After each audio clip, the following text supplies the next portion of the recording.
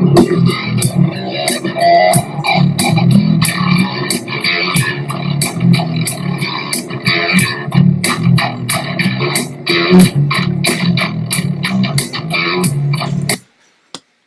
morning, fight fans. Welcome back to another episode of Mike's MMA Picks Fight Morning Quick Card Breakdown, brought to you by MMA Oddsbreaker as well as BetDSI.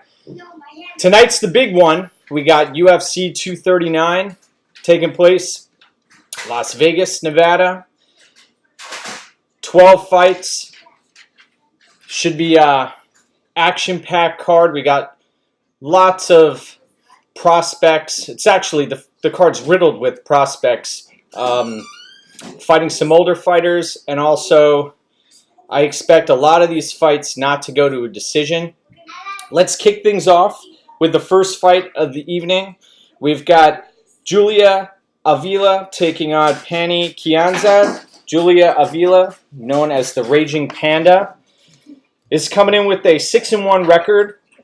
Both of these fighters are Invicta fighters. Julia Avila, 8,600 in DraftKings, minus 205 at the betting window.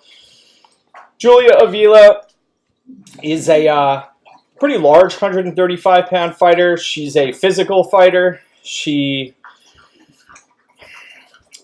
has some wins over some notable opponents, namely Marion Renault as well as Nico Montagna. Although the win over Nico Montagna, I questioned that victory. It went 5 rounds, and I actually thought Avila lost that fight. That took place in 2017. Avila's since rattled off a few victories, and one thing I'll say is she likes to initiate the clinch. She hunts for takedowns when she can't get them, which I haven't seen her nail a lot of takedowns. But one thing that I've noticed is after she initiates the clinch, she'll back off, start unloading with strikes as well as knees. And Pannie, when I watch her fight, she's actually fought some significant opponents as well. Tanya Evinger, Sarah Kaufman, both of those, she lost those fights. Kianzad seems to be the more technical striker, more fluid on the feet. She's coming in on short notice in this spot. Kianzad, 7,600 plus 170 at the betting window, fighting out of Denmark, born in Iran. She has fought under the bright lights before. I actually expect this fight to be a very closely contested bout. One issue is Kianzad has difficulty with pressure opponents, and Julia Avila with a full camp here may come in and just implement her will. That might be enough at this weight class, considering the skill set. So I'm going to lean here with Julia Avila, but as far as DraftKings goes, I think we're going to see a lot of folks on Masvidal. And when you look around that 7,500, 7,600, I don't expect many underdogs to come through in this spot. So take a long, hard look at Kianzad, and we'll see. We'll see what happens here. Next up, in the men's welterweight division, we've got Chance Rencounter taking on Ismail Nardiev. Nardiev, man, how the hell did he come in and beat Michel Prazeres the way that he did? I didn't see that coming. That was a parlay buster for many. Rencounter coming in with a 13-3 record, the Black Eagle at 6,900 in DraftKings, a plus 420 underdog, 32 years of age, 6'2", taking on Nardiev, who has a very impressive record. And you look at his age, he's only 22 years old. So this kid's growing. Austrian Wonder Boy. Man, I look at this fight, and Chance is going to try to grapple in this spot. I don't think he's going to have much success. Nardiev, he's accustomed to taking risks. I expect him to do the same in this spot. Under the bright lights in Las Vegas, 9,300, minus 555 favorite. One of the safest spots on the card here. This fight is expected to go to a decision, believe it or not, at minus 120. So I think we're going to see Nurdiev look impressive in the spot, especially considering, I mean, you want to talk recency bias, but he fought Michel Prazeres on short notice, went deep into the fight, had a great gas tank, and was able to reverse position a number of times, hurt Prazeres, and he was able to do things to Michel Prazeres that we haven't seen many folks do. I think the arrow is definitely pointed up here in this spot, so Nurdiev is going to be the pick. At 9,300, he may be a sneaky play in DraftKings, especially when people are going to be looking at those main event spots. Next up, in the men's middleweight division, we have Edmen Shahbazyan taking on Jack Marshman. Jack Marshman, 23-8 record. Fairly one-dimensional. You're going to see a lot of boxing out of him. At 6,800, a plus 450 underdog. He doesn't like that he's in this spot, but, you know, he put himself in this position. Edmen Shahbazyan, very dynamic fighter, has a killer instinct, 9-0, won on the Contender Series, but has looked phenomenal in his fights. Even against the Darren Stewart fight, he kind of blew his load in the first couple of rounds. At the end of the third round, he was turtling up, and you saw him dig deep in the last minute of that fight, get a couple of takedowns, show some fight IQ there. And this kid can change levels. He can do it all. So 9,400 minus 625. Another sneaky play here. Edmen Shahbazyan. I expect a lot of people will be going up to Chito Vera as well as John Jones, but at 9,400, 21 years of age, Edmen Shahbazyan. He may be the play of the night in DraftKings. We'll see. One thing about these younger fighters, though, is they aren't fully developed, and sometimes when they meet adversity, they make poor decisions. We haven't seen many of those out of Shahbazyan, but it is one of those situations where I say proceed with caution. Next up, we have a bout in the 135 division, 135-pound division. Yadong Song, 14-4, taking on Alejandro Turbo Perez. Yadong Song, 8,500, minus 210. Another fighter who is claiming to be 21 years of age. His age has been up for debate. Yadong Song has spent camps at Team Alpha Male, and he is a dynamic striker, power wrestler, throws punches in bunches, is susceptible to being countered. Alejandro Perez, he's a tricky fighter. He is a fighter who's very tough to look good against. At 7,700 and plus 175, there are some, I think underdogs coming through here are going to be few and far between, but he's another fighter where I say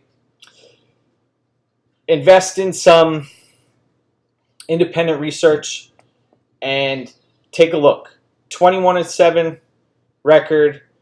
Perez fighting out of AKA. Doesn't throw for high volume, so just be wary of those. If you're on even the mass contest in DraftKings, he may not put up the highest score. But you're going to search for winners in this spot, and he's a guy who could potentially get it done against Yadong Song. Minus 210 for Yadong Song. He should win this fight, but as far as DraftKings goes, I'll be playing some Perez here. Okay, so Song is going to be the pick, but I'm going with Perez and DraftKings, considering those lower price fighters are really dart throws, dumpster divers, punts, you name it. Next up, we have a fading fighter in Claudia Gadelha, women's 115-pound division. Randa Marcos coming in with a 9-6-1 record. A win over Angela Hill recently, though Marcos hasn't looked so great herself in previous bouts. Randa Marcos, 7,400 in DraftKings, plus 180. And then on the flip side of it, you have Claudia Gadelha at 8,800, who maybe a sneaky play. She has a grappling background. She has some striking.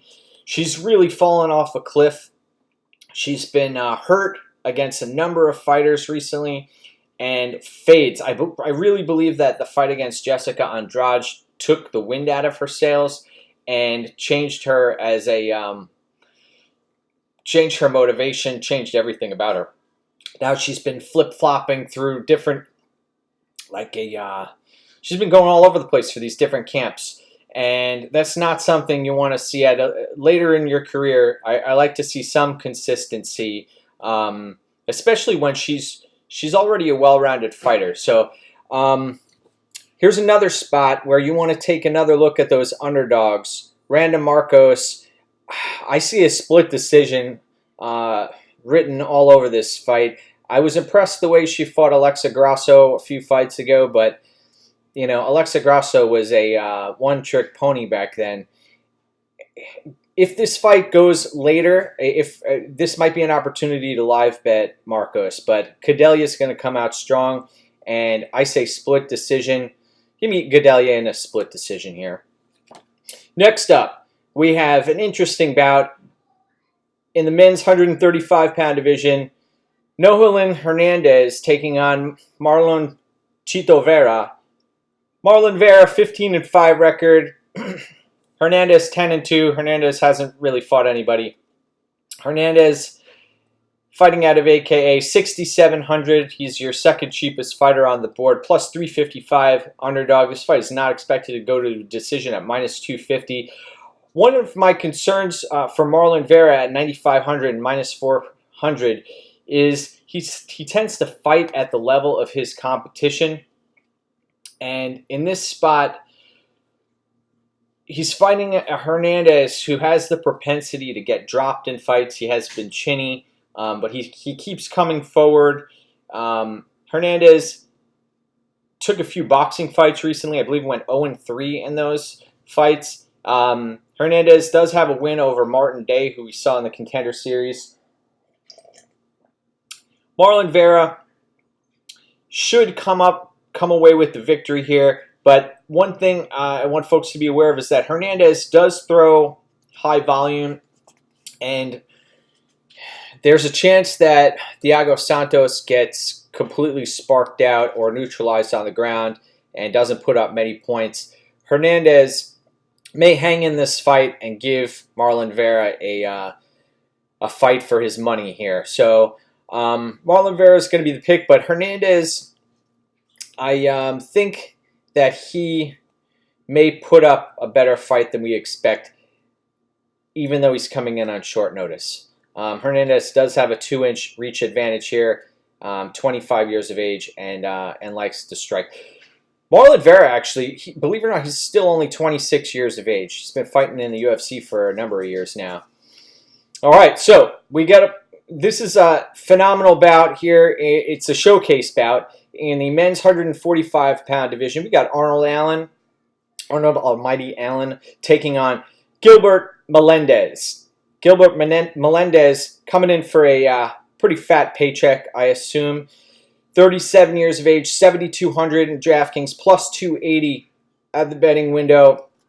Gil Melendez, man, he's fought the who's who, both at lightweight and then dropped down to 145 pounds. Hasn't looked good in his last few fights. I believe he's riding a 4-fight losing streak. Taking on Arnold Allen, 14-1. Arnold Allen will be at a reach disadvantage here. $9,000 in DraftKings, minus 350 favorite. We got in on Arnold Allen at minus 230, minus 210, and then minus 325. In this spot, he's sitting at minus 350 right now. Arnold Allen, 25 years old, fights up at TriStar, and this kid has a good, solid head on his shoulders. We've seen him be in really tough fights with Mads Burnell, where he was on his way to losing that fight and came up with a last-minute submission, was getting thoroughly out-grappled by Makwan Amirkhani, and turned the tide in that fight.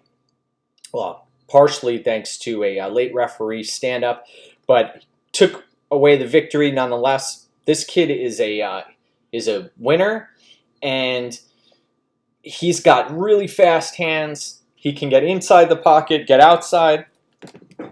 If you want to grapple, he can do that, but he's going to want to keep this fight on the feet. And I'm going to go with a unanimous victory for Arnold Allen in this spot. I am, for the most part, going to be staying away from Allen in DraftKings. I think that his price tag, he doesn't finish a lot of fights, and the only way he could finish Gil is if he starts to really empty the clip and Gil falters or starts to wilt late, which could possibly happen. May have a couple of Allen lineups out there, but Allen's going to be the pick here. Next up, we head to the main card. We've got Diego the Nightmare Sanchez taking on Michael Chiesa. Michael Chiesa comes in with a 3.5-inch reach advantage, 9,200 in DraftKings, minus 375. Michael Chiesa's had a new lease on life at 170 pounds. He took out Carlos Condit in his last fight and looked very impressive. Be aware of recency bias, though. He did, after that horrific weight cut, take a loss to Anthony Pettis. Diego Sanchez was getting lit up on the feet early in the first round against Mickey Gall, but Mickey Gall only had 2 minutes of cardio in that fight and then fell flat on his face. And Diego Sanchez capitalized. Diego Sanchez, 29-11, also 37 years old here, same age as Gil Melendez. $7,000 plus $295 at the betting window.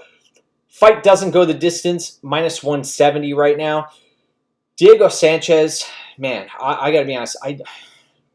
You don't want to hear fans say that fighters shouldn't be fighting, but I am concerned for his well-being. I was concerned prior to the last fight. He is going to come out very aggressive, just like he always does. He's probably going to try to close the distance.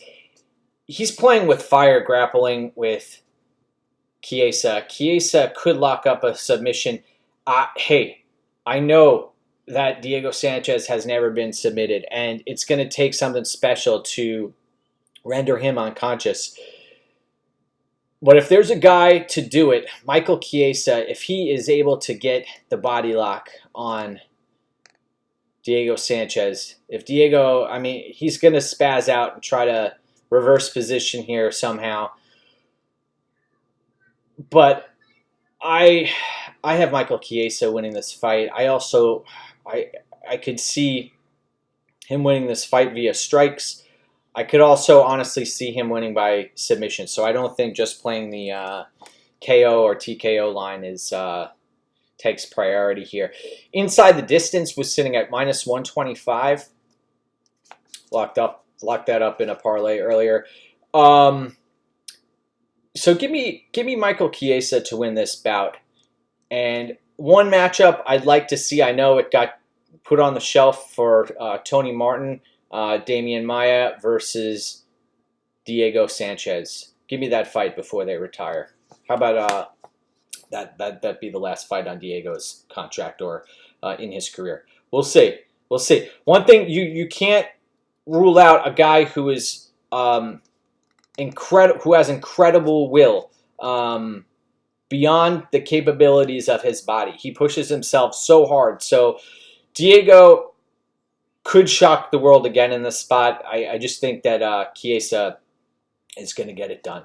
And at minus 375, I know that's a steep price to pay. But he's going to be my pick. Next up, we have men's light heavyweight division.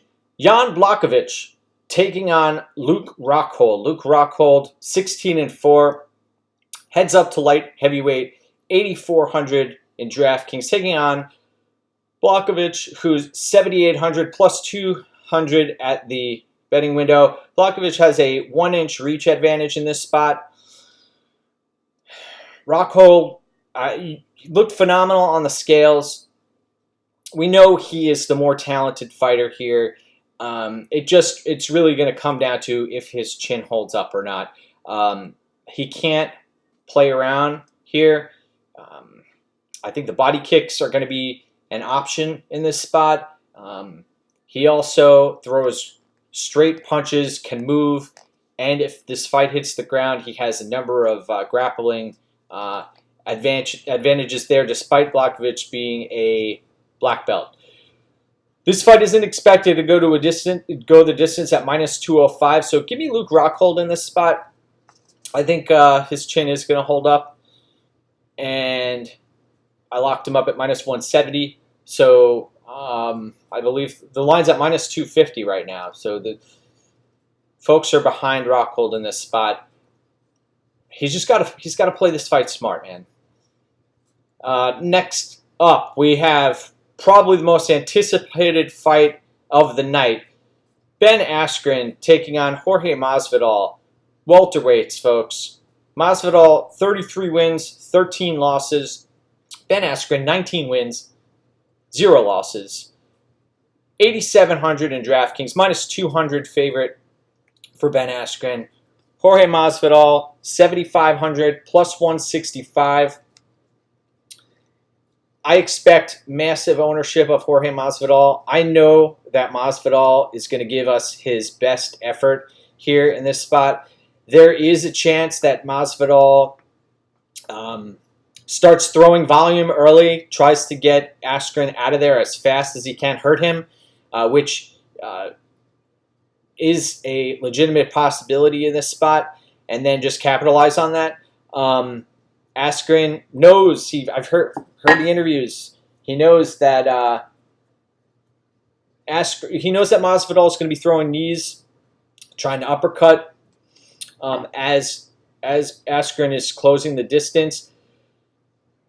Once Askren gets his hands on Masvidal, though, that's when things are going to change. The thing about Maya, and by the way, when you're watching, when you're preparing for this fight, there are some bouts on Masvidal's record that are irrelevant. I don't think you need to go back and watch the Cerrone fight, even though he looked impressive in that. You don't have to watch the Till fight. You don't have to watch the Wonder Boy fight. Focus on how he's dealt with grapplers in the past. Masvidal has been submitted twice in his career. One thing to look out for, even though Ben Askren hasn't fought the highest level of competition, he does have a 63% finish rate on his record. I've seen folks touting the Askren by decision. I don't think that's a total lock in this case. Masvidal, he's coming in heated in this spot. There is a possibility that he runs out of gas late. Askren's going to be chain wrestling the entire fight. And if Askren doesn't get knocked out, he should win this fight. So I'm going to roll with Ben Askren here to get the victory. Although in DraftKings at 7,500, look at Masvidal and consider his paths to victory here. He does have a path to victory. He has a tremendous striking advantage. And Askren has striking defense issues. I'll leave with one last point here. Recency bias is a real challenge to work with. They drive prices, and one thing that we do need to take seriously is the amount of punishment that Robbie Lawler inflicted on Ben Askren. He really did a number on Askren, and Askren kept coming forward and turned the tables rather quickly. And I think that's what's going to happen here. I think Askren's going to be relentless, and inevitably he's going to get the takedown and ride Masvidal out for 3 rounds, and it's going to be ugly. And I tweeted this out earlier. The Koscheck Daly fight, if this fight goes to a decision, I wouldn't be surprised to see Masvidal get so frustrated with what's going on in the cage that he resorts to some cheap shots. So just keep an eye out for that. Anyway, it should be a very entertaining bout. Next up, we have the co-main event of the evening. We've got Holly Holm taking on Amanda Nunes. Amanda Nunes comes in at 17-4 record, 9,100 in DraftKings. So you get a little bit of value there. She's not your highest price fighter. This fight is not expected to go to a decision at -135. Holly Holm, 7,100 plus 325 underdog, 12-4 record. We know Holly Holm was a boxer before getting into mixed martial arts. She's been hurt before in a number of fights. Amanda Nunes throws big power, has a grappling advantage in this spot. She's the 2-division champ. They've got an identical reach. Holly Holm is going to be turning 38 years old in a couple of months, and this is her last hurrah, I believe. She for some reason came in at 133 pounds. She looked totally emaciated when she stepped on the scales. I wonder what her camp is thinking here. If they're trying to just go for a speed and quickness approach and just move, but I don't think that's going to work. I've got Amanda Nunes here, locked her in at -300 and -325. Now she's up to -415. I think she could get the finish, but I think that's playing with fire too, because Nunes is going to be stalking and chasing down Holly Holm in this spot. So Amanda Nunes is going to be the pick here. I think she could win this a number of different ways. It may not be the highest scoring fight on DraftKings, but I think Nunes does have a safe ceiling in this spot. So if you want to play her in cash games, I think that she's a viable option. Alrighty, so Nunes is the pick. Next up, we have the main event of the evening, folks. We've got Jon Jones taking out Thiago Santos. Thiago Santos, 21-6, 6,600. He's your cheapest option in DraftKings, plus 510 underdog. A lot of people don't realize this, but Thiago Santos is 35 years of age. This is not his first rodeo. Jon Jones, 31 years old. Something that stuck out at me right away is Jon Jones is going to have a 10-plus inch reach advantage. That is incredible. And Jones is basically fighting a ballooned up welterweight who's a brawler, who is great at being the hammer but not being the nail. And in this spot, Jon Jones has a number of ways to win this fight. He could work on countering Thiago Santos, although that's a dangerous option. Or he could look to take this fight to the mat and implement his will, get a few transitions in, and get a submission and get out of there. I think that's the safest way to go. We saw with the OSP fight. We saw with the Anthony Smith fight, with the Gustafsson fight. Jon Jones has become much more conservative in his approach. Seems like he cares more about that undefeated record than he does pleasing the fans, which that's totally understandable. Tyrone Woodley went a similar route there. I'm always aware of the drug test results for these fights, so it looks like Jones may be coming in clean here. Thiago Santos, he has to throw caution to the wind, come out guns blazing. That's his real shot. If he tries to play, have a tentative approach, thinks he's going to figure Jon Jones out, he's not. It's the other way around. Jones is going to gather intelligence throughout the fight, become very methodical, and basically do what he has to do. Jon Jones should get the win here. It's as simple as that. If Thiago Santos comes in and just bum rushes John Jones, that's his best shot. So, but this should be a quick ending if Santos tries to continue pursuing Jones. And as far as DraftKings goes, that's something we should consider.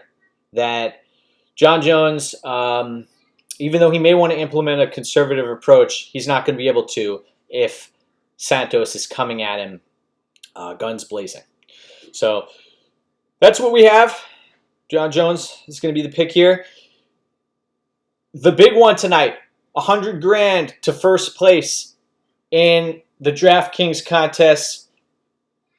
Check me out, MikesMMAPicks on Twitter. You can also follow me at Capertech, BetMMA.tips.